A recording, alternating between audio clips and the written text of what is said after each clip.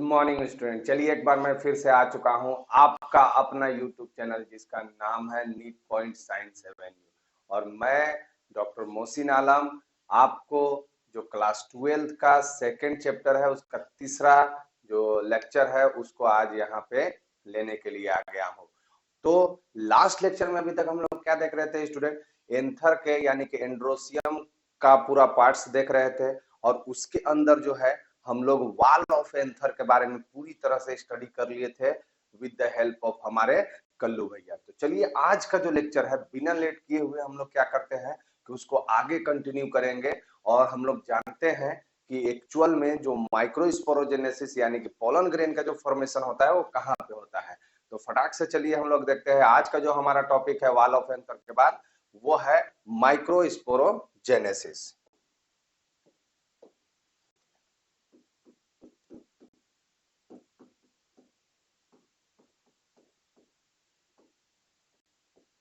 Microsporogenesis.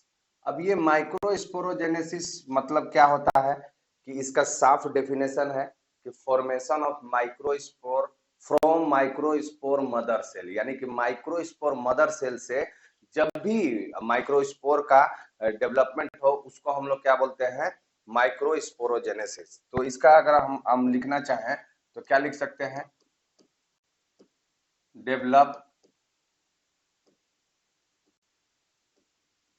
Development of microspore from MMC, microspore mother cell. यानी कि microspore mother cell से जब भी माइक्रोस्पोर का फॉर्मेशन होगा तो इस पूरे प्रोसेस को हम लोग क्या बोलेंगे स्टूडेंट? माइक्रोस्पोरोजेनेसिस। तो चलिए अभी तक हम लोग जो देख रहे थे उसके बारे में उससे आगे कंटिन्यू करते हैं और उसमें ये देखते हैं कि सबसे पहले हमारे कल्लू भैया आएंगे और वो क्या करेंगे। ये भैया हमारे आते हैं और आपका हेल्प करते हैं स्टूडेंट, और ये आपके बदले में बहुत सारा क्वेश्चन जो है टॉपिक से करते हैं ताकि आपका कॉन्सेप्ट जो है पूरी तरह से क्लियर हो सके। तो चलिए आज भैया आएंगे। कौन भैया है बताइए एक बार? कल्लू भैया। हमारे कल्लू भैया आएंगे और माइक्रोस्पोरोजेनेसिस के पूरे प्रोसेस को समझाएंगे और समझेंगे भी कि कैसे ये होता है। और आप लोग भी जो है अच्छे से अपने कंसंट्रेशन को बना के रखिएगा। और जितना भी क्वेश्चन आज के लेक्चर में बहुत सारा क्वेश्चन आया हुआ है उसको आप लोगों को क्या करना है कि अच्छे से लर्न करना है और पूरी तरह से ध्यान में रखना है। ठीक है, तो चलिए आज हम लोग स्टार्ट करते हैं और देखते हैं। जैसे लास्ट लेक्चर में हम लोग जहां तक इसको छोड़े हुए थे वहां पे फिर से चलते हैं और ये क्या करते हैं कि एक छोटा सा इस तरह से हम लोग फिर से एंथर का एक स्ट्रक्चर बनाते हैं। और यहाँ पे हम लोग देखते हैं कि ये जो एंथर का वाल है इसमें सबसे फर्स्ट जो लेयर था याद कीजिए उसको हम लोग क्या बोलते थे? एपिडर्मिस। और ये पूरा चारों तरफ जो है ये पूरा एक्सटेंड रहता था। ठीक है स्टूडेंट, हम एक एक लाइन देखिएगा। इसके बाद जो दूसरा था वो कौन सा हमारा लेयर था आप लोग याद करके बताइए? एंडोथीसियम। और ये एंडोथीसियम जो है इसको क्या करता है? इसके अंदर एक फाइबर पाया जाता है जिसको अल्फा सेलुलोज फाइबर कहते थे, याद कीजिए स्टूडेंट। और वो अल्फा सेलुलोज फाइबर क्या करता था? इसको पूरी तरह से प्रोटेक्शन और पूरा मजबूती देने का काम करता था। इसके बाद जो अगला लेयर था उसको हम लोग क्या बोलते थे? Middle layer. और वो 2 to 3 लेयर में अरेंज हुआ करता था। याद आ रहा है आप लोगों को? लास्ट ही लेक्चर में मैं लिया था इस तरह से, और वो 2 to 3 लेयर में अरेंज रहा करता था। सब बहुत डिटेल से पिछले लेक्चर में हम लोग पढ़ चुके हैं। ये है मिडिल लेयर। इसके बाद जो है आपका एक स्फेरिकल स्ट्रक्चर था जिसको हम लोग क्या बोलते थे? ये हमारा स्फेरिकल स्ट्रक्चर जो यहाँ पे मौजूद था। ऐसे ही स्फेरिकल स्ट्रक्चर जो है और हमारे लोब्स के अंदर प्रेजेंट थे। इस तरह से चारों लोब्स के अंदर ये प्रेजेंट थे। और इस स्ट्रक्चर को क्या बोलते थे हम लोग? माइक्रोस्पोरेंजिया। माइक्रोस्पोरेंजिया। याद आ गया आप लोगों को। अब ये माइक्रोस्पोरेंजिया के बाहर हम लोग ये देखे थे कि एक और वाल पाया जाता था, एक और लेयर पाया जाता था जो लगभग सर्कुलर था और ये मल्टी न्यूक्लिएटेड था। हम लोग ये भी देख चुके थे कि ये सर्कुलर था और मल्टी न्यूक्लिएटेड था। और ये जो है अपना काम क्या करता था, तो हम लोग इसका पहले इसका नाम क्या था, टपेटम। और टपेटम जो है वो क्या करता था, मेनली नरिश करने का काम करता था, किसको, माइक्रोस्पोर मदर सेल में। तो ये सब लास्ट लेक्चर में ये क्या था, ये हमारा लेयर जो फर्स्ट था जिसको एपिडर्मिस बोलते थे। इसके बाद ये सेकेंड लेयर था स्टूडेंट जिसको हम लोग एंडोथीसियम बोलते थे।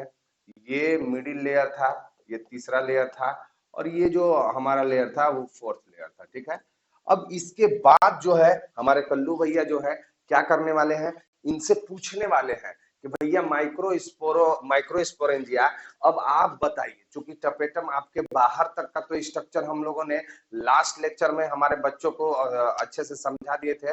अब आप ये बताइए कि इसके बाद आपके साथ क्या होता है। तो ये माइक्रोस्पोरेंजिया जो है अब आगे का कहानी बताएगा कि कैसे माइक्रोस्पोरोजेनेसिस होता है।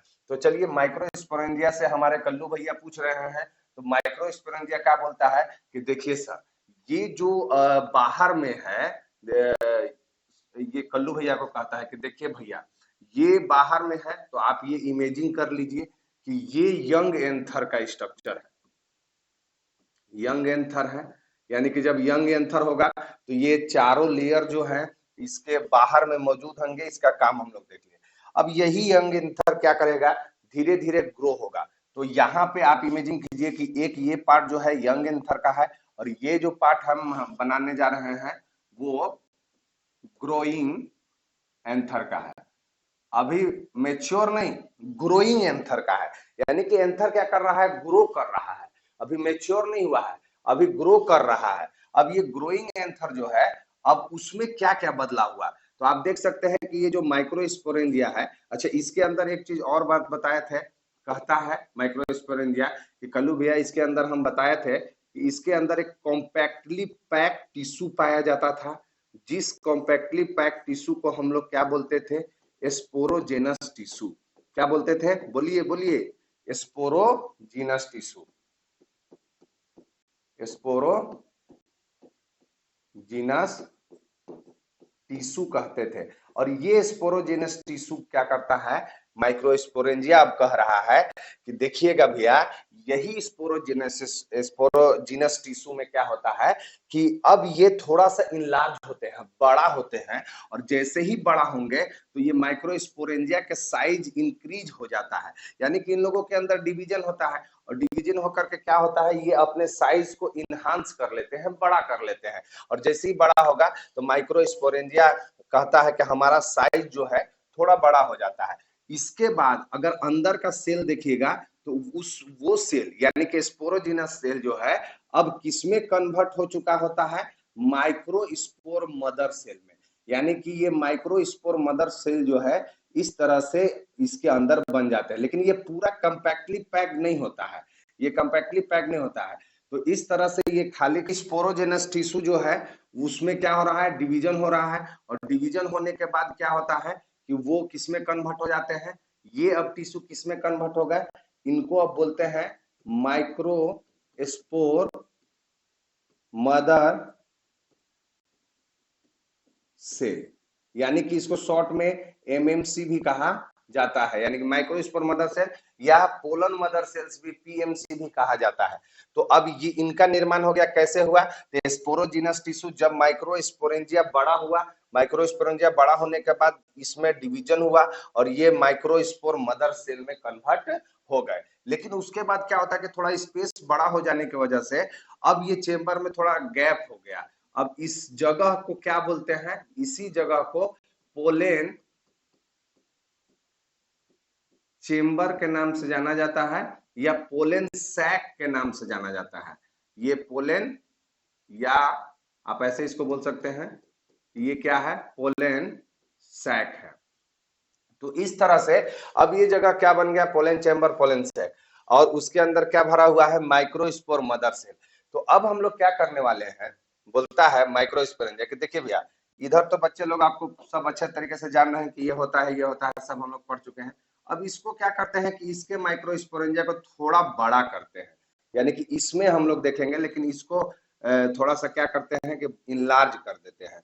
आपको इमेजिन करना है कि ये चारों जो है मौजूद है और उसी के अंदर ये जो है, क्योंकि अब इसके अंदर हम लोग चलने वाले हैं, तो थोड़ा सा हम लोग इसको क्या करते हैं कि इनलार्ज करेंगे ताकि इसके अंदर का कंटेंट को समझ सके कि क्या होता है। तो इसी को क्या किए, थोड़ा सा बड़ा करते हैं अपन इस तरह से। ये पूरा बड़ा हो गया।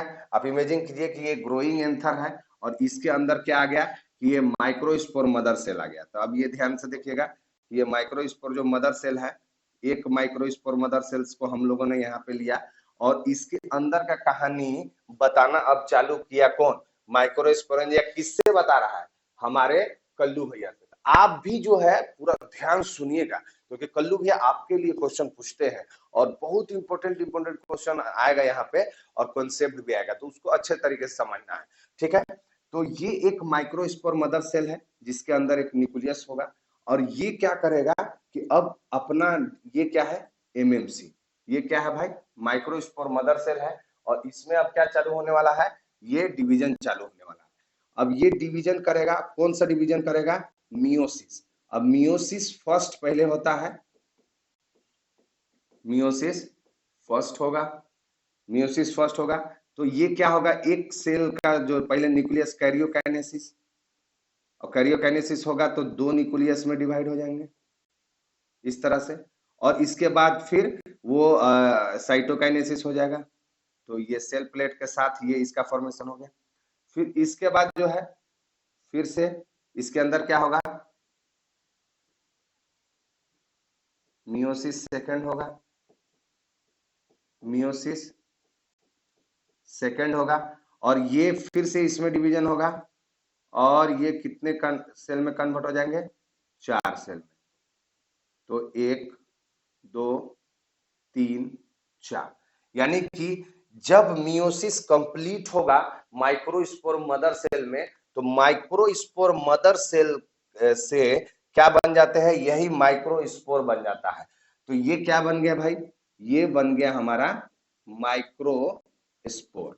लेकिन अब यहाँ पे माइक्रोस्पोर में क्या आप देख रहे हैं कि माइक्रोस्पोर तो बना, लेकिन ये एक कवच से, कवर से घिरा हुआ है और सभी 4 माइक्रोस्पोर बने हुए हैं, लेकिन चारों एक दूसरे से क्या है? अटैच्ड है। तो हमारे कल्लू भैया बोलते हैं कि क्या ये अटैच ही रहेंगे क्या? माइक्रोस्पोरेंजिया से पूछ रहे हैं। तो माइक्रोस्पोरेंजिया बोलते हैं नहीं भैया, ये अटैच नहीं रहते हैं। आपने पिछले बार टपेटम के फंक्शन में पढ़ा था कि इसको तोड़ने के लिए, इसके कवच को तोड़ने के लिए एक एंजाइम आता है जिसका नाम है कैलेज। तो ये, अच्छा पहले ये पूछते हैं कि ये लेयर को क्या कहा जाता है। तो इस लेयर के बारे में पहले आप जान लीजिए कि ये लेयर जो है कैलोज का बना हुआ है, कैलोज का बना हुआ है। अब ये कैलोज का बना हुआ है तो यहाँ पे क्या है? अच्छा, ये माइक्रोस्पोर जो है ये चारों एक साथ है तो इसको टेट्राड बोला जाता है, टेट्राड, यानी कि ये माइक्रोस्पोर का टेट्राड है। यानी कि ये स्ट्रक्चर कैसा दिखता है? माइक्रोस्पोर का ये टेट्राड है। टेट्राड मतलब होता है 4 स्ट्रक्चर। तो 4 स्ट्रक्चर एक साथ है, माइक्रोस्पोर है और वो भी 4 स्ट्रक्चर एक साथ है, तो इसको टेट्राड बोला जाता है। ये इंपॉर्टेंट है स्टूडेंट। अच्छा, ये टेट्राड कहा जाता है। इसके साथ साथ अगर आप फिर ये देखिएगा, अब देखिए यहाँ पे फिर क्या होने वाला है? ये माइक्रोस्पोर को जो टेट्राड के फॉर्म में है, कैलोज लेयर से घिरा हुआ है, उसको तोड़ने के लिए कौन सा एंजाइम आने वाला है? कैलेज आने वाला है। तो इस तरह से कैलेज आएंगे और इन लोगों को एक दूसरे से क्या करेंगे? अलग कर देंगे। तो आप यहाँ पे देखिए कि अब ये जो माइक्रोस्पोर है वो बिल्कुल क्या हो गए हैं? अलग अलग हो गए हैं। तो हमने क्या डेफिनेशन लिखा था कि डेवलपमेंट ऑफ माइक्रोस्पोर, यानी कि माइक्रोस्पोर का ये जो बनना है, अब ये क्या हो गए? ये माइक्रोस्पोर।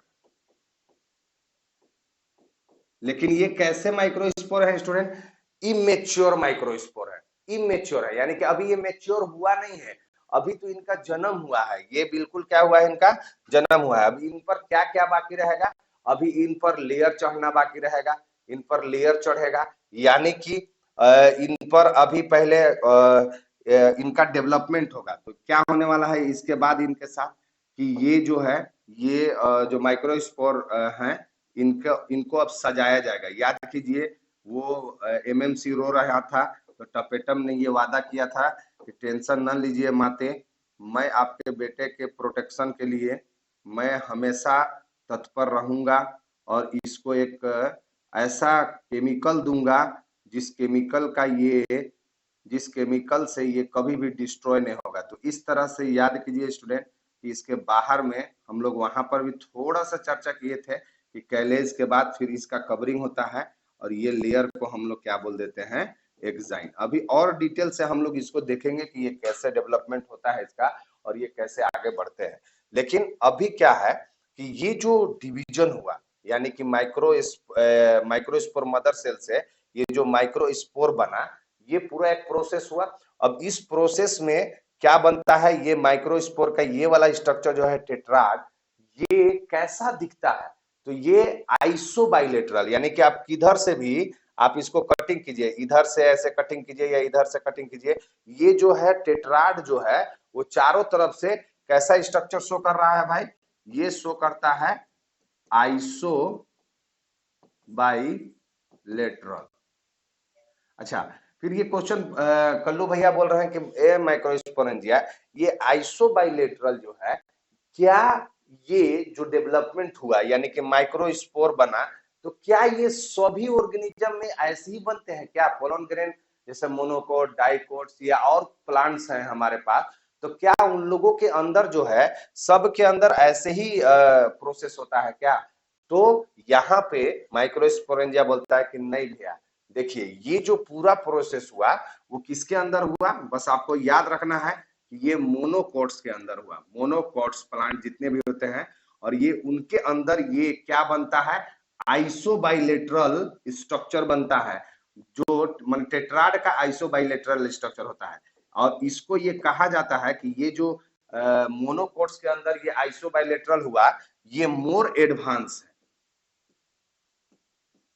मोर एडवांस है, यानी कि ये मोर एडवांस इसको माना जाता है। यानी कि ये जो है क्या है कि ये एडवांसमेंट में सबसे ज्यादा माना जाता है, ये मोनोकोट्स के अंदर होता है। तो फिर ये जो कल्लू भैया पूछ दिए कि डाइकोट्स में फिर कैसे होगा, तो माइक्रोस्पोरेंजिया बोलता है कि देखिए, अच्छा ये मोर एडवांस क्यों माना जाता है, इसके पीछे भी रीजन है, क्योंकि ये क्या करता है कि जब डिवीजन हो रहा है तो ये सक्सेसिव डिवीजन करता है, सक्सेसिव डिवीजन करता है। मतलब क्या हुआ भाई, सक्सेसिव डिवीजन मतलब क्या हुआ कि आप यहाँ पे देख रहे हैं कि जब ये सेल डिवाइड हो रहा था मियोसिस के थ्रू, तो इसमें मियोसिस फर्स्ट हुआ तो पहले न्यूक्लियस कैरियोकाइनेसिस हुआ, तब जाके तुरंत साइटोकाइनेसिस हुआ। फिर इसके बाद फिर से इसमें जब डिवीजन हुआ तो फिर से इसमें पहले क्या हुआ, कैरियोकाइनेसिस, 4 न्यूक्लियस बने और तब जाकर के फिर से क्या बना भाई, तब तुरंत साइटोकाइनेसिस हुआ। तो इस तरह से ये सक्सेसिव डिवीजन करते हैं, इसीलिए मोर एडवांस इसमें माना जाता है। तो अगर यही जो कहानी है, अगर डाइकोट्स में देखें, इसी कहानी किसमें देखेंगे, डाइकोट्स में देखेंगे, तो उसमें कैसा ये बनता है, यानी कि पहले एक सेल होगा, ये एक सेल है, इसके बाद इसमें पहले क्या होता है कि यहाँ पे ये 2 कैरियोकाइनेसिस होता है लेकिन साइटोकाइनेसिस नहीं होगा। फिर इसके बाद क्या होता है कि फिर ये आगे बढ़ते हैं और ये फिर 4 सेल में तब जाकर के साइटोकाइनेसिस होता है। तो इस तरह से ये बनेगा और इसके अंदर क्या होता है कि चारों न्यूक्लियस जो है यहाँ पे ऐसे अरेंज हो जाते हैं, एक तो यहाँ पे आ जाएगा, एक नीचे आ जाएगा, 3 हो गए। और एक जो है इमेजिंग करना रहता है स्टूडेंट कि ये इसके पीछे या इसके सामने, जैसे 3 स्ट्रक्चर तो सामने हो गया और एक स्ट्रक्चर सामने से ऐसे आ गया, तो आपको ये इमेजिंग करना है कि एक स्ट्रक्चर सामने से हो गया या पीछे से, और इस स्ट्रक्चर को क्या बोलते हैं, टेट्राहेड्रल। इस स्ट्रक्चर को क्या बोलते हैं, टेट्राहेड्रल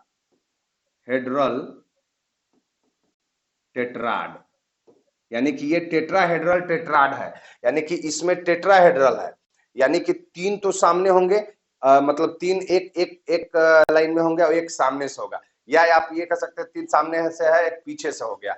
तो इस तरह से ये अरेंज रहता है। तो डाइकोटिलेडन्स के अंदर जो है वो टेट्राहेड्रल टेट्राड का फॉर्मेशन होता है, और मोनोकोट के अंदर क्या होता है, वो कैसा होता है, आइसोबाइलेटरल टेट्राड का होता है। तो इस तरह से जो है, अच्छा ये डाइकोटिलेडन के अंदर ये जो डिवीजन हुआ वो कैसा डिवीजन हुआ, साइमल्टेनियसली हुआ।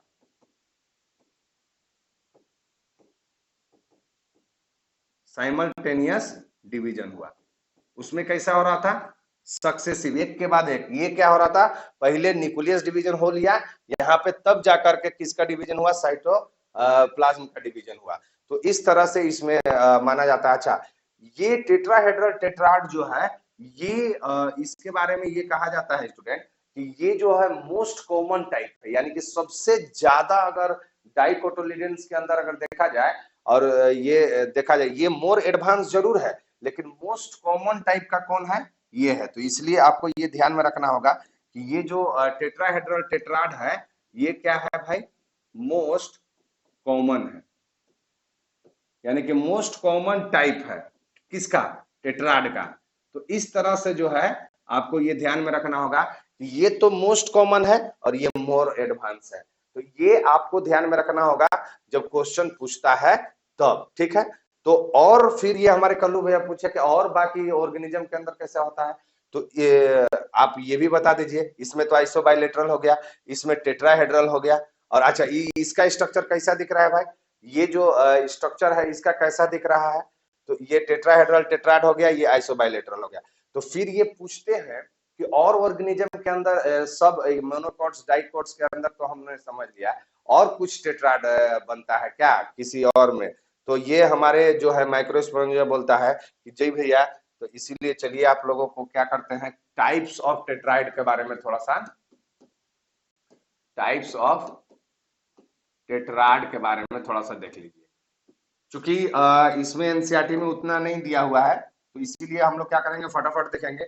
इसमें लगभग क्या होता है कि सबसे पहला कौन सा हुआ स्टूडेंट, सबसे पहला जो हुआ हमारा वो कौन सा हुआ, वो हुआ टेट्राहेड्रल, टेट्राहेड्रल। और ये किस में पाया जाता है, डाइकोट्स में देखने के लिए मिलता है। और ये कैसा होता है भाई, डाइकोट्स में टेट्राहेड्रल टेट्राड है, ये डाइकोट्स में देखने के लिए मिलता है। स्ट्रक्चर स्ट्रक्चर कैसा होता है, इस तरह से, सॉरी,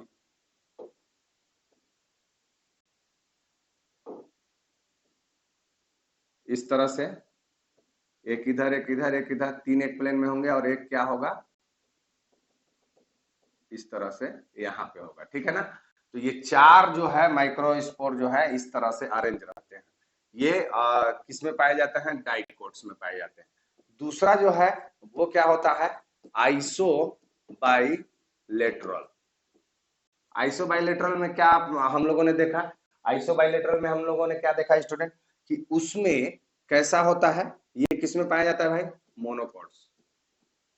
एक बार क्वेश्चन पूछ दिया मोनोकॉट्स में कौन, तो जिया मेज में जो है उसके अंदर ये पाया जाता है कि आइसो बाइलेटरल टाइप के टेट्राड किस में पाया जाता है, तो जिया मेज के अंदर पाया जाता है। आप ये ध्यान में रखिएगा ये चीज। तो ये कैसा होता है भाई, ये सब एक प्लेन में, यानी कि इस तरह से इसका टेट्राड जो है सामने से बिल्कुल ये इस तरह से देखेंगे। उसी तरह से और कुछ कुछ टेट्राड्स पाए जाते हैं जो होता है लीनियर। लीनियर जो है वो लगभग किस में पाया जाता है स्टूडेंट, लीनियर जो है एरिस्टोलोकिया में पाया जाता है। एरिस्टोलोकिया एक प्लांट है, उसके अंदर पाया जाता है। और लीनियर कैसा होगा, एक लाइन में अरेंज होंगे चारों, देखिए अरेंज हो गए। उसी तरह से चौथा जो है स्टूडेंट वो क्या होता है, टी शेप, टी शेप्ड पाया जाता है। और ये जनरली किसमें पाया जाता है, टी शेप जो होता है हेलोफाइला में, हेलोफाइला किसमें पाया जाता है, हेलोफाइला के अंदर, हेलोफाइला के अंदर। और ये कैसा होता है टी शेप, देखिए एक दो इस तरह से, तो आपको खुद दिख रहा होगा ये ऐसे और ऐसे टी शेप का। उसी तरह से एक और पाया जाता है डेकुसेट जिसको कहा जाता है, और ये जो है मैग्नोलिया में पाया जाता है। मैग्नोलिया में पाया जाता है, और इसका कैसा स्ट्रक्चर होता है ध्यान दीजिएगा। ये ऐसे लंबा है और ये इस तरह से होते हैं, ये इधर होंगे, ये दो थोड़ा बड़े होंगे, और इस तरह से ये पूरा पाया जाता है। तो डेकुसेट के अंदर ये डेकुसेट जो टेट्राड है वो किसमें पाया जाता है, मैग्नोलिया में पाया जाता है, और ये मैग्नोलिया जो है वो इसका स्ट्रक्चर इस तरह से होगा। अच्छा, एक क्वेश्चन और पूछता है कि क्या कोई ऐसा प्लांट है क्या जिसके अंदर पूरा पांचों ये टाइप का जो है ये पूरा का पूरा पाया जाता है। तो इम्पोर्टेंट है कि एक और प्लांट है जो स्टूडेंट जिसमें all 5 types of tetrad are present, all 5 types of tetrad are presents. और वो कौन सा स्ट्रक्चर है भाई, एरिस्टोलोकिया। एरिस्टो, यहां पे देखिए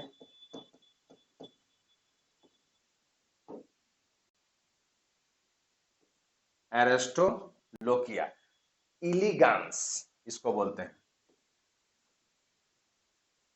एरिस्टोलोकिया इलिगेंस जो है एक ऐसा प्लांट है जिसके अंदर पांचों टाइप का जो है ये पाया जाता है। तो एरिस्टोलोकिया इलिगेंस जो है आपको ध्यान में रखना है स्टूडेंट। और इस तरह से हम लोगों ने टाइप्स ऑफ टेट्राड के बारे में पढ़ा। तो ये जो है ये हम लोग पढ़ चुके हैं कि ये मोस्ट कॉमन है, मोस्ट कॉमन है, ये आप ध्यान में रखिएगा, यही दो के बारे में। और ये जो है ये क्या है, मोर एडवांस है, मोर एडवांस्ड। तो ये आपको ध्यान में रखना है, और ये भी ध्यान में रखना है कि इस तरह से और टेट्राड होते हैं। तो फिर अब जो है माइक्रोस्पोरेंजिया जो है, अब ये तो बता दिया, अब फिर से ये चलेगा, ये फिर से चलेगा। और अब क्या बताने वाला है कि इस पूरे पोलन ग्रेन के बारे में कहानी बताने वाला है। पोलन ग्रेन के बारे में अब बताएगा। तो इस पोलन ग्रेन का अब हम लोग देखेंगे कि ये जो पोलन ग्रेन यहाँ से बना, यानी कि टेट्राड फॉर्मेशन होने के बाद जब ये अलग होता है कैलेज एंजाइम से, एंजाइम इसको अलग करता है, तो जो माइक्रोस्पोर बने हैं तो उसके ऊपर मतलब माइक्रोस्पोर का जो स्ट्रक्चर है वो कैसे होता है, यानी कि माइक्रोस्पोर बोले तो क्या होगा बताइए, माइक्रोस्पोर किसको बोलते हैं, वो अब हम लोग कहते हैं पोलन ग्रेन को। तो अब हेडिंग हमारा क्या होगा, पोलन ग्रेन। ध्यान से एक एक स्टेप, पोलन ग्रेन। अब ये पोलन ग्रेन जो है स्टूडेंट, इसके बारे में सॉरी यहाँ पे ये हो पोलन ग्रेन, पोलन ग्रेन के बारे में अब हम लोग डिटेल स्ट्रक्चर देखेंगे। यानी कि माइक्रोस्पोर अब क्या हो गया है, पूरी तरह से बन चुका है, और लेकिन अभी वो इमेच्योर है, इसीलिए ये जो पोलन ग्रेन बनता है इसके बारे में कुछ कुछ बातें हम लोगों को जानना जरूरी है। जैसे फर्स्ट बात ये है, अच्छा पोलन ग्रेन को क्या बोला जाता है, ये पोलन ग्रेन जो है रिप्रेजेंट करता है मेल गैमेटोफाइट को। एनसीईआरटी का लाइन है, represent male gametophyte, represent male gametophyte. तो कल्लू ये हमारे पूछ देते कि मतलब क्या हुआ भाई, बड़ा कंफ्यूजन हो गया। ये पोलन ग्रेन जो रिप्रेजेंट कर रहा है मेल गैमेटोफाइट को, मतलब हम नहीं समझने पाए। तो हमारा पोलन ग्रेन अब कहता है कि जानते हैं भैया, आप उतना एक्साइटेड थे और हमारे बारे में जान रहे थे कि हम कैसे बनते हैं, हमारे बारे में तो जान गए, लेकिन एक्चुअल में जो है हमारे अंदर जो है वो क्या होता है, हमारे अंदर गैमिट फॉर्मेशन होता है, और वो हमारा दूल्हा बन करके तब बाहर जाता है। हम तो एक स्ट्रक्चर है, हम एक ऐसे सेल हैं जिसके अंदर दूल्हा बनते हैं। कल्लू भैया बोले बाप रे बाप, ये राज से पर्दा आज उठा। तो पोलन ग्रेन बोलता है कि मेल गैमेटोफाइट कहने का मतलब क्या हो गया भाई, यानी कि ऐसा ऐसा स्ट्रक्चर, ऐसा मेल का स्ट्रक्चर जो क्या बना है भाई, मेल का गैमिट बनाने में, गैमेटोफाइट मतलब गैमिट्स, ये गैमिट्स बनाएगा। यानी कि मेल का गैमिट्स बनाने वाले स्ट्रक्चर को हम लोग क्या बोलते हैं, पोलन ग्रेन बोलते हैं। तो ये ध्यान में रखिएगा, पोलन ग्रेन जो है वो मेल गैमिट को रिप्रेजेंट नहीं करता है। पोलन ग्रेन जो है किसको रिप्रेजेंट कर रहा है, मेल गैमेटोफाइट का, यानी कि एक ऐसा स्ट्रक्चर जो पोलन ग्रेन का निर्माण करेगा, न कि पोलन ग्रेन ही जो है वो गैमेट नहीं है। यानी कि ये जो पोलन ग्रेन है वो एक्चुअल में मेल गैमेटोफाइट है और ये गैमेट्स का निर्माण करेगा। और जय और बीरू का, किसका निर्माण करेगा, जय और बीरू का निर्माण करेगा शोले मूवी में। जैसे जय और बीरू रहते हैं स्टूडेंट, उसी तरह से यहाँ पे भी जो है जय और बीरू को कौन बनाएगा, पोलन ग्रेन बनाएगा। तो चलिए देखते हैं कि ये पोलन ग्रेन के बारे में और डिटेल से पूछते हैं। तो भाई ये first cell of male gametophyte है, ऐसे लिख सकते हैं इसको, ये first cell of male gametophyte है। इसके बारे में और कहा जाता है कि ये इमेच्योर मेल गैमेटोफाइट है, इमेच्योर मेल गैमेटोफाइट है। यानी कि अभी पोलन ग्रेन एक्चुअल में क्या है, पोलन ग्रेन अपने बारे में बता रहा है कि हम जो है वो मेल गैमेटोफाइट के नाम से जाने जाते हैं, हम इमेच्योर हैं, अभी हम मेच्योर नहीं हुए हैं। मेच्योर कब होंगे, जब हमारे अंदर डिवीजन होकर के और गैमेट्स बन जाएंगे, तब हमको मेच्योर कहा जाता है, तब न जाकर के हम एंथर से क्या होंगे कि रिलीज होंगे। तो इसीलिए ये कहता है कि हम इमेच्योर मेल गैमेट्स हैं और हम क्या होते हैं, सिंगल सेल होते हैं, सिंगल सेल्ड है, सिंगल सेल्ड है और इसीलिए और हेप्लॉइड भी है, हेप्लॉइड। सब इंपोर्टेंट बात है स्टूडेंट, इसीलिए ध्यान में रखेगा। यानी कि जो पोलन ग्रेन बना वो हम बता दे रहे हैं कि माइक्रोस्पोरोजेनेसिस के थ्रू बना है और माइक्रोस्पोरोजेनेसिस में मियोसिस हुआ है, तो मियोसिस में गैमेट तो क्या हो जाते हैं, हाफ हो जाते हैं, इसीलिए ये क्या हो गया है, ये हेप्लॉइड। अच्छा, इससे जो गैमेट भी बनेंगे वो भी क्या हो जाएंगे, हेप्लॉइड ही बनेंगे, तो ये ध्यान में रखिएगा। अब इसका शेप के बारे में थोड़ा सा जान लेते हैं, ये दिखता कैसा है, पोलन ग्रेन अपने बारे में क्या बता रहा है, शेप के बारे में। यानी कि इसका शेप कैसा होता है भाई, तो लगभग ऑलमोस्ट स्फेरिकल होता है, स्फेरिकल। अच्छा, इसके बारे में और कुछ बातें जानना है कि इसका साइज कैसा होता है। इसका साइज अगर देखेंगे तो लगभग 25 से 50 माइक्रोन तक होता है, माइक्रोमीटर तक होता है।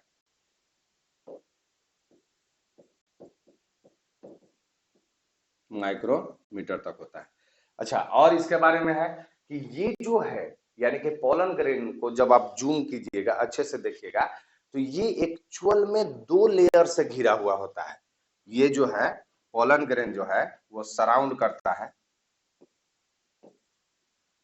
सराउंडेड बाय 2 लेयर वाल,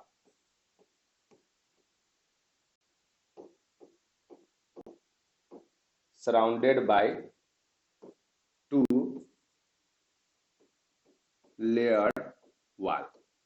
यानी कि 2 लेयर वाल से सराउंड होता है और इस 2 लेयर वाल को हम लोग क्या बोलते हैं, स्पोरोडर्म। क्या बोलते हैं, स्पोरोडर्म। अब ये स्पोरोडर्म जो है स्टूडेंट, ये दोनों को मिला के बोलते हैं। और एक क्या हो गया, सबसे बाहर वाला को क्या बोलते हैं, इसमें एक्जाइन हो जाता है और ये क्या हो जाएगा, इंटाइन।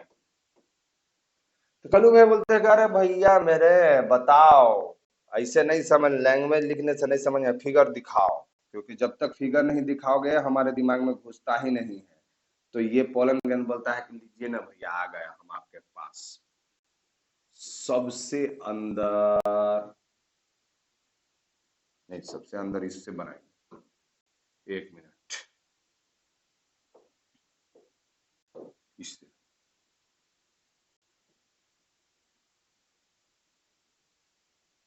ये हमारा हो गया। इसके बाहर क्या हो गया भाई, इसके बाहर इस तरह से एक और लेयर,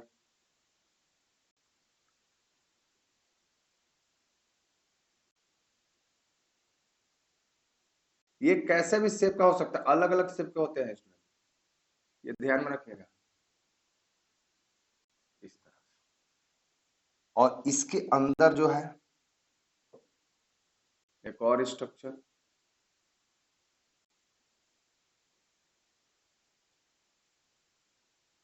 ये यानी कि जब पोलन ग्रेन को अब जब जूम कीजिएगा तो आपको क्या देखने के लिए मिलेगा, इस तरह से स्ट्रक्चर देखने के लिए मिलता है।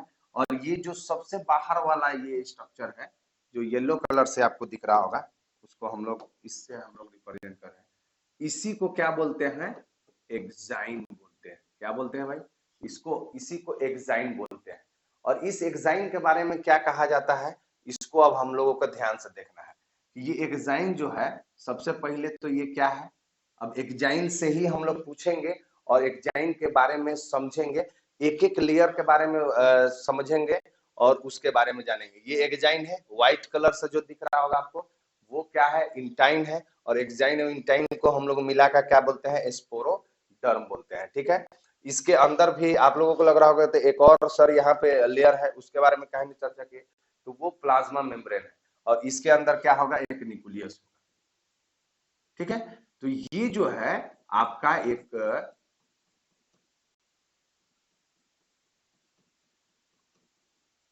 इमेच्योर, अभी मेच्योर नहीं हुआ है, ये इमेच्योर पोलन ग्रेन का ये कहानी है। इमेच्योर पोलन ग्रेन का कहानी है कि आउटर में एक्साइन है। अब एक्साइन के बारे में क्या बोला जाता है, इसके बारे में देखिए फटाफट हम लोग जानते हैं कि ये आउटर है, आउटर लेयर। और ये कैसा होता है, हार्ड होता है। कैसा होता है भाई, ये आउटर लेयर है, यानी कि सबसे बाहर वाला लेयर है, आप देख रहे हैं।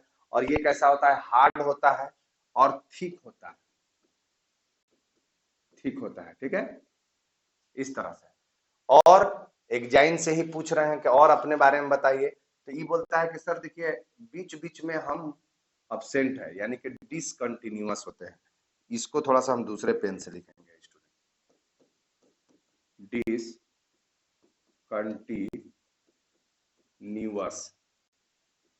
क्यों ये कलर से लिखे, क्योंकि ये इंपॉर्टेंट बात है। स्पोरोपोलेनिन अभी बताएंगे, एक इसके अंदर पाया जाता है, जो पहले भी हम लोग चर्चा कर चुके हैं, तो वो उसका यहाँ पे रोल है। तो ये आप पहले समझिए कि एक्साइन जो है पूरा लगातार नहीं रहता है, ये बीच बीच में यहाँ पे यहाँ पे यहाँ पे क्या है कि आपको गैप मिलेगा।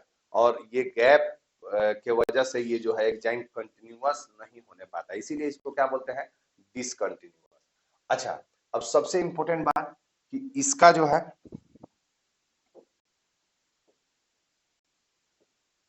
इंपॉर्टेंट क्या है कि ये बना होता है, मेड अप ऑफ, एक केमिकल है जिसका नाम है स्पोरोपोलिनीन।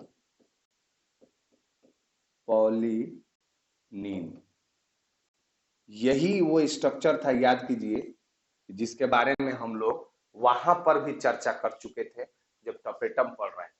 यानी कि ये वही स्पोरोपोलिनीन है, ये स्पोरोपोलिनीन वही है जो क्या करता था। अच्छा, इसको पहले कौन बनाता था, तो टपेटम इसको प्रोड्यूस करता था। हम लोग वहां पे देख चुके थे स्टूडेंट कि टपेटम जो है इसको बनाता था, और ये इसके बाहर में लेयर चढ़ाता था ताकि पोलन ग्रेन क्या नहीं हो सके, डिस्ट्रॉय नहीं हो सके। तो ये कहा जाता है, अब स्पोरोपोलिनीन के बारे में थोड़ा सा आप लोग समझ लीजिए। एनसीईआरटी में कहता है कि रेजिस्टेंस होता है। किस किस से रेजिस्टेंस होता है भाई, रेसिस्टेंस किस किस से रेजिस्टेंस होता है, to alkali, alkaline medium, acidic medium. और किससे हो रहता है ये, हाई टेम्परेचर, हाई टेम्परेचर। या आप ऐसे हाई टेम्परेचर ना लिख करके टेम्परेचर, टेम्परेचर अगर लो भी रहेगा तब वो डिस्ट्रॉय नहीं होगा, आप ये ध्यान में रखेंगे। तो ये टेम्परेचर हो गया, और साथ ही साथ ये एंजाइम से भी रेजिस्टेंस है, टेम्परेचर कॉमा एंजाइम। अच्छा, ये जो है स्पोरोपोलिन पाए जाने की वजह से जो है स्टूडेंट, अब ये एग्जाइम के चारों तरफ स्पोरोपोलिन पाया जाता है और ये इसको बहुत ही हार्ड रेजिस्टेंस बनाता है। किस किस से? एल्कलाई मीडियम से, एसिड मीडियम से, कैसा भी टेम्परेचर में जाएगा इसको डिस्ट्रॉय नहीं होने देगा। कोई भी एंजाइम जो है इसको डिस्ट्रॉय नहीं होने देगा।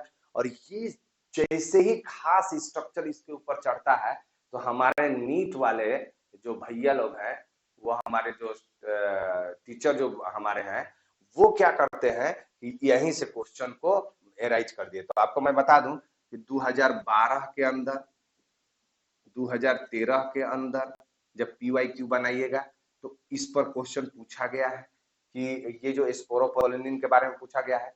फिर इसके बाद कब पूछा गया है ये कि कौन सा एंजाइम ऐसा है, मतलब ये एंजाइम से डिस्ट्रॉय नहीं होता है, 2008 में पूछा गया है।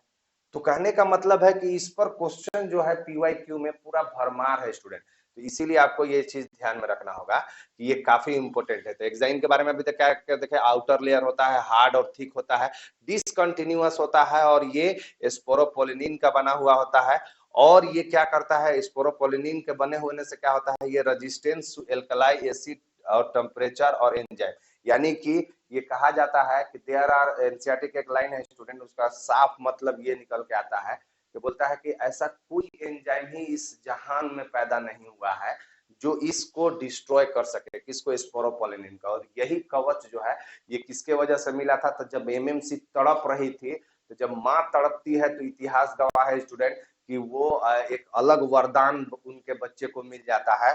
और यही वरदान जो है वो दाई हमारी टपेटम जो है इसके ऊपर दे दी थी, ताकि इसके जो ये बच्चा है इसके अंदर जो डेवलप होगा, इसके अंदर जो मेल गैमेट्स अभी बनेंगे, वो बिल्कुल ही जो है वो बिल्कुल ही क्या हो सके, सेफ रह सके और उसको कोई भी डिस्ट्रॉय नहीं कर सके, कैसा भी मीडियम का हो तब पर भी। अच्छा, एक चीज और है स्टूडेंट कि ये जो स्पोरोपोलिन है, ये सॉरी एग्जाइन जो है, इसके बारे में और कुछ कुछ बातें आप लोग समझ लीजिए कि एग्जाइन जो है वो प्रोटेक्शन देने का काम करता है। क्या देने का काम करता है? प्रोटेक्शन। समझ में आ गया होगा किसके वजह से? तो भाई स्पोरोपोलिन प्रेजेंट है, इसके वजह से ये क्या करेगा, इसको प्रोटेक्ट करेगा। ये सब मीडियम में कहीं भी जाएगा तो ये प्रोटेक्ट करेगा। अच्छा, एक चीज और इसके बारे में बोलता है कि इसको स्कल्पचरिंग, ये शो करता है स्कल्पचरिंग। सो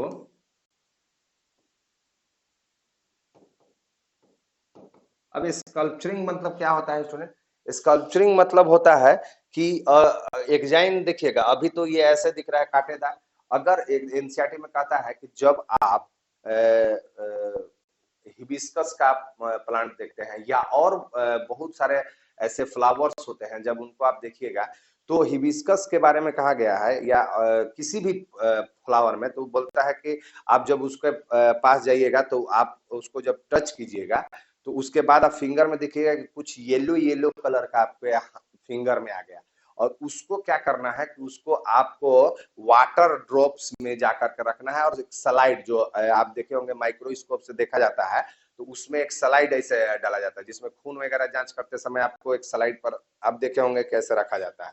तो उसको रख करके और जब आप देखिएगा उसको, तो आपको क्या दिखेगा कि अगर जितने भी टाइप के स्पीसीज का आप पोलन ग्रेन कलेक्ट किए हैं उसमें अलग अलग टाइप का ये जो है इसका एग्जाइन का स्ट्रक्चर दिखेगा। किसी में कैसा दिखेगा, तो ये ऐसा हो सकता है कि पीटेड हो सकता है, पॉइंटेड हो सकता है, इस तरह से गड्ढा गड्ढा वाला।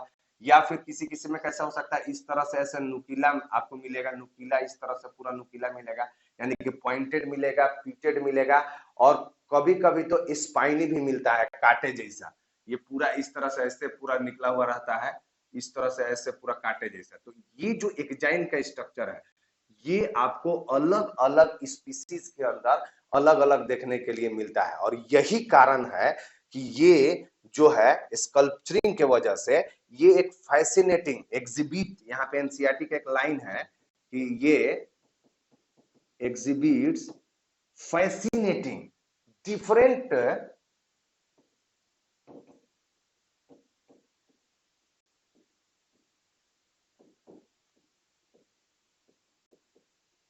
फैसिनेटिंग क्या शो करता है ये स्ट्रक्चर एरे शो करता है, arrays of pattern and design, array of pattern and design ये शो करता है। यानी कि ये क्या एग्जिबिट स्कल्पचरिंग की वजह से, यानी कि अलग अलग स्ट्रक्चर होने की वजह से ये फैसिनेटिंग, मतलब मन को मोहने वाला है। जब माइक्रोस्कोप से देखिएगा अलग अलग ऑर्गेनिज्म के पोलन ग्रेन को, तो आपको अलग अलग स्ट्रक्चर दिखेगा, कोई में पॉइंटेड दिखेगा, कोई में रेटिकुलेट दिखेगा, कोई में स्पाइनी दिखेगा। और वो स्पाइनी रेटिकुलेट अलग अलग दिखने की वजह से क्या होगा, बड़ा खूबसूरत ये दिखता है। इसीलिए फैसिने, मन को मोहने वाला एरे मतलब क्या होता है कि उसका डिजाइन, मतलब उसका ढांचा, ढांचा दिखेगा, अलग अलग ढांचा हो सकता है, अलग अलग डिजाइन का हो सकता है। तो ये आपको वहां पे देखने के लिए मिलेगा। और ये किसमें देखने के लिए मिलता है, एक्जाइन में ही देखने के लिए मिलता है। अच्छा, ये अलग अलग होगा तो इससे क्या होगा, जैसे मैंगो प्लांट का अलग होगा आपका, और कोई प्लांट आप ले लीजिए, जैसे कि अगर आप मैंगो हो गया आपका, जो मार्केट में क्या आता है, एप्पल हो गया, और कोई भी आप प्लांट का ले लीजिए, तो अगर पोलन ग्रेन आप किसी भी प्लांट का लीजिएगा तो उसमें क्या आपको दिखेगा, अलग अलग वो स्ट्रक्चर दिखेगा। इसीलिए इसका टेक्सोनोमिकल सिग्निफिकेंस है, किसका, एक्जाइन का। यहाँ पे टेक्सोनोमिकल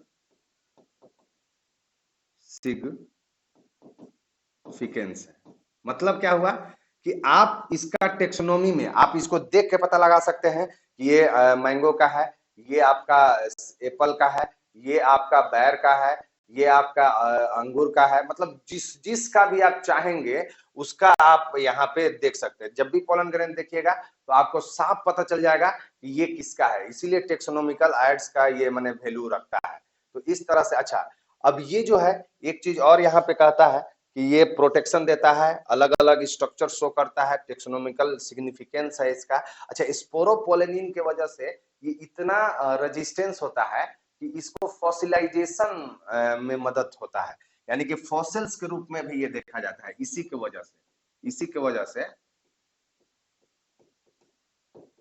फॉसिलाइजेशन, यानी कि ये किसमें मदद कर रहा है, इसमें फॉसिलाइजेशन में मदद कर रहा है, यानी कि fossilisation of pollen grain show होता है। पोलन ग्रेन मतलब क्या हुआ कि ये अगर डिस्ट्रॉय नहीं है, जीवाश्म, जैसे हम लोग आगे पढ़ेंगे जिसमें इवोल्यूशन चैप्टर है, तो आज हम लोग कैसे जानते हैं कि पृथ्वी का इवोल्यूशन कैसे हुआ है। तो हम लोगों को क्या मिलता है, जीवाश्म के रूप में पहले के ऑर्गेनिज्म जो एग्जिस्ट थे इस धरती के ऊपर, तो उनका जो कंकाल है, हड्डियां जो है वो मिलते जाती है। इसीलिए हम लोग ये क्या करते हैं कि कल्पना करते रहे हैं कि उसमें जो है इस तरह से अपना जीवन बसर करते होंगे।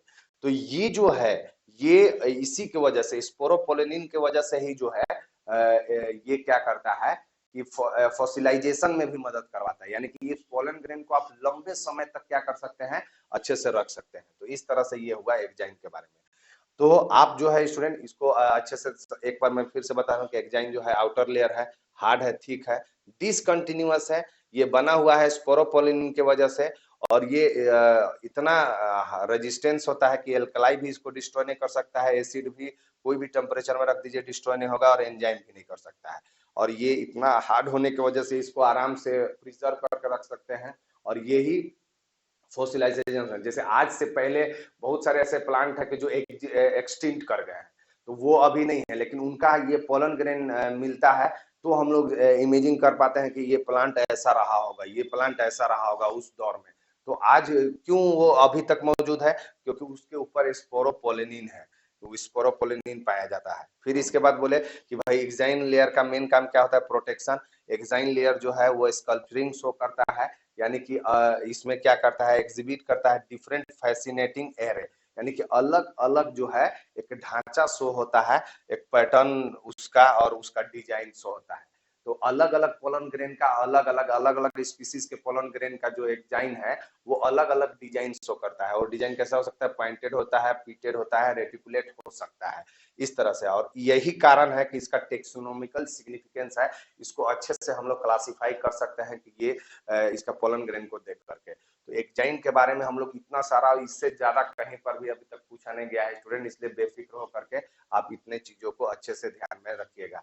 अच्छा, ये 2018 में पूछा गया था फॉसिलाइजेशन के बारे में, तो ये चीज ध्यान में रखिएगा, इस सब नीट के अंदर का क्वेश्चन है, तो इसमें भी बहुत सारा चीज पूछा गया है। चलिए, तो अब हम लोग क्या करते हैं कि अगला लेयर के बारे में देखते हैं, तब तक आप लोग इधर थोड़ा सा स्क्रीनशॉट ले लीजिए, ताकि इस वाले एरिया को अब हम मिटाएंगे और यहीं पे समझेंगे। ले लिए होंगे। अगला जो हमारा लेयर है वो है ये वाला। अच्छा, ये जहां पे एक चीज और यहाँ पे मैं बताना चाहूंगा कि एक्जाइन जहां पे प्रेजेंट नहीं रहता है, जहां पे ये अब्सेंट है, उसको हम लोग क्या बोलते हैं, इसको बोला जाता है जर्म पोर, यानी कि इस पर्टिकुलर जगह को, यहाँ पे इसको हम लोग क्या बोलते हैं, जर्म पोर।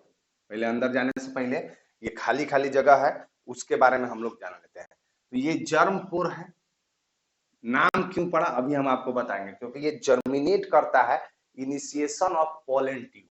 इसका एकदम साफ है, क्वेश्चन आ चुका है, इनिशिएशन ऑफ पोलन ट्यूब। अब ये पोलन ट्यूब क्या होता है, तो आगे देखिएगा स्टूडेंट कि अभी ये जो स्ट्रक्चर है हमारा, जैसे यहाँ पे ये स्ट्रक्चर है, तो ये क्या करेगा कि इस तरह का स्ट्रक्चर डेवलप करता है, इस तरह से, मतलब इन टाइम ये स्ट्रक्चर को डेवलप कर रहा है। और किधर से डेवलप कर रहा है भाई, इनिशिएट किधर से कर रहा है, जर्म पोर से कर रहा है। तो यही एक्जाइन जो है आगे चल करके, और इसी में क्या होता है कि जब ये डिवीजन हो जाएगा हमारा, यहाँ पे गैमेट्स बन जाएंगे, तो इसी के अंदर ये जब स्टिग्मा पर गिरता है, कहाँ पे गिरता है भाई, ये देखिए यहाँ पे जो इस तरह से, ये मान लेते हैं ये फीमेल पार्ट्स के जब स्टिग्मा पर ये जा करके गिरेगा इस तरह से, ये मान लीजिए पोलन ग्रेन आ गया इस तरह से, तो यहीं से ये जर्मिनेट होता है, इस तरह से जर्मिनेट होगा, और ये पूरा उस स्टामेन के अंदर, सॉरी वो स्टिग्मा के अंदर ये जो है वो अंदर ये जर्मिनेट करके जाता है। तो ये जर्म पोर वह जगह है जहां से पोलन ट्यूब का निर्माण होगा। ये भी क्वेश्चन आ चुका है, ध्यान रखिएगा, ये भी क्वेश्चन जो है आपका पूछ चुका है 2012 के अंदर, सब पीवाईक्यू में पूछा गया है कि जर्म पोर का मेन काम क्या है, तो ये इनिशिएशन ऑफ पोलन ट्यूब करवाता है। अच्छा, इसके बारे में और हम लोग बता देते हैं कि ये अगर ज्यादा डिटेल से जाने की जरूरत नहीं है, जैसे मोनोकोट्स के अंदर जो इसका ये माना जाता है कि इस लेयर को क्या बोला जाता है, जर्मिनल फ्रो के नाम से जाना जाता है, यानी कि ये जो है, ये अगर आप देखिएगा डाइकोट्स के अंदर जब आप देखिएगा पोलन ग्रेन का, तो ये जो खाली खाली जगह है वहां पे जो है, चूंकि यहां से जर्मिनेट क्यों करता है, पहले इस बात को समझिए, यहाँ पे स्पोरोपोलेनिन अब्सेंट रहता है, ये ध्यान रखेगा। जर्म पोर में एक लाइन है कि यहाँ पे क्या अब्सेंट है भाई, स्पोरोपोलेनिन आर अब्सेंट, यानी कि ये वह जगह है स्टूडेंट जहां पे स्पोरोपोलेनिन अब्सेंट होगा, और ये अब्सेंट होता है तभी जा करके ये यहाँ से निकल, क्योंकि इधर से तो निकल नहीं पाएगा, क्योंकि इतना हार्ड लेयर है कि इधर से जा नहीं पाएगा, तो ये इस तरह से अरेंज रहते हैं। अच्छा, ये जो जर्म पोर है, अब ये तो डाइकोटिलिडन्स के अंदर ये पाए जाते हैं, और ये 3 ऐसे होते हैं, वहां पे साफ कहा गया है ये ट्रिक्लोपरेट में पाए जाते हैं, यानी कि ये डाइकोट, जर्म पोर किसका स्ट्रक्चर है भाई, ये कहा जाता है कि जर्म पोर जो है वो डाइकोट्स के अंदर देखा गया है, ये डाइकोट्स के अंदर देखा गया है। और इस डाइकोट्स के अंदर ये कितने जगह ऐसे खाली होते हैं, तो 3 जगह ऐसे खाली होते हैं, यानी कि डाइकोट्स में 3 नंबर होता है इसका, किसका, जर्म पोर का। जर्म पोर 3 नंबर में पाए जाते हैं, 3 में, और 3 नंबर होने के वजह से इसको क्या बोलते हैं, ट्राइक्लोप्लेट कहा जाता है। ट्राई मतलब 3, प्लो प्लेट, यानी कि ट्राइकोल प्लेट के नाम से इसको हम लोग जानते हैं, ठीक है। अच्छा, तो ये तो हुआ डाइकोट्स के अंदर ट्राइक्लोप्लेट पाया जाता है, ये हम लोग देख लिए, यानी कि 3 ऐसे से पाए, लेकिन कुछ ऐसे होते हैं स्टूडेंट जैसे मोनोकोट्स के अंदर। मोनोकोट्स में क्या होता है, अगर यही स्ट्रक्चर आप ले लीजिएगा, तो इसमें जो है मोनोकोट्स के अंदर जो है ये जो एक्साइन है वो क्या होता है कि इस तरह से चारों तरफ से ये पूरा कवर रहेगा और सिर्फ एक जगह जो है ना यहाँ पे खाली रहता है और इस एक जगह जहाँ पे जो खाली है इसको हम लोग क्या बोलते हैं, जर्मिनल फ्रो। किसके अंदर? जर्मिनल फ्रो। यानी कि ये वह जगह है और किसके अंदर ये पाया जाता है, ये मोनोकॉट्स के अंदर पाया जाता है, मोनोकॉट्स के अंदर पाया जाता है। तो जनरली हम लोग डाइकोट्स के अंदर ही देखते हैं। तो ये डाइकोट्स के अंदर इसको जर्म पोर कहा जाता है, उस खाली जगह को, और इसको मोनोकॉट्स के अंदर जर्मिनल फ्रो कहा जाता है। और ई कंडीशन को क्या कहा जाता है मोनोकॉट्स के अंदर, एक है तो ये मोनोकॉल प्लेट कहा जाता है इसको। वहां पे ट्राइकॉल प्लेट कहा था, यहाँ पे क्या कहा जाएगा, मोनोकॉल प्लेट।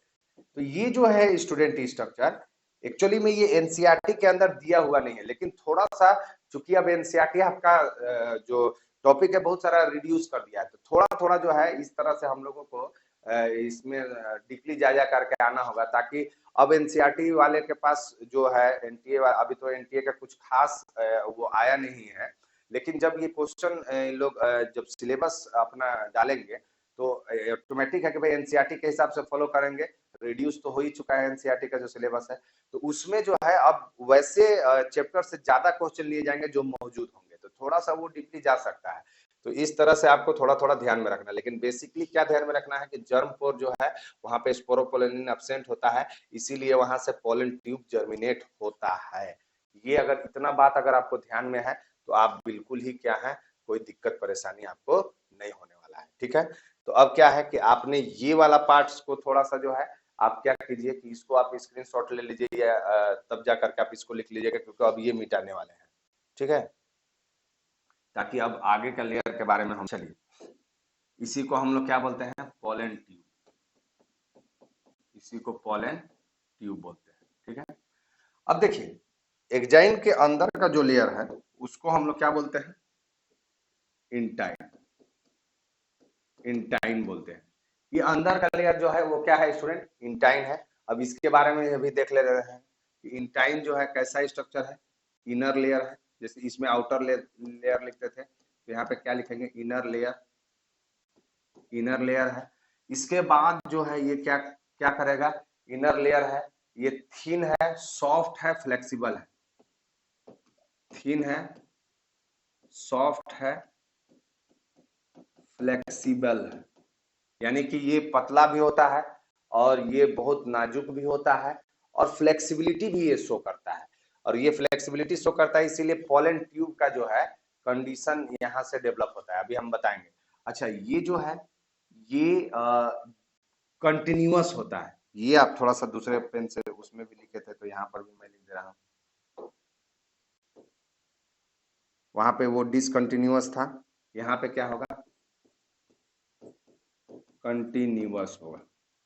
यानी कि ये चारों तरफ आप देख रहे होंगे कि इसका कहीं पर भी कोई भी हिस्सा खाली नहीं है, इसीलिए इसको क्या बोला जाता है, ये बिल्कुल ही कंटिन्यूअस होता है। और एक और खास बात, अब भाई इससे पूछेंगे कि बना हुआ किसका होता है, ये तो पूछना पड़ेगा ना।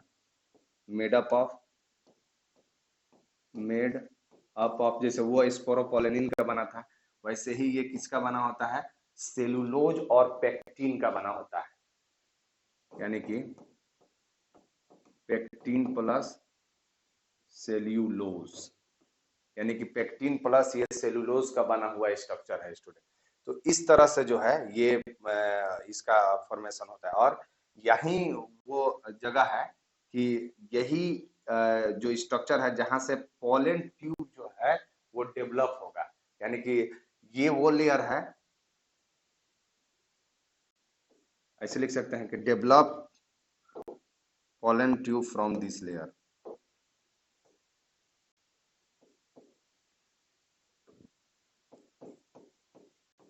Develops pollen tube from this layer.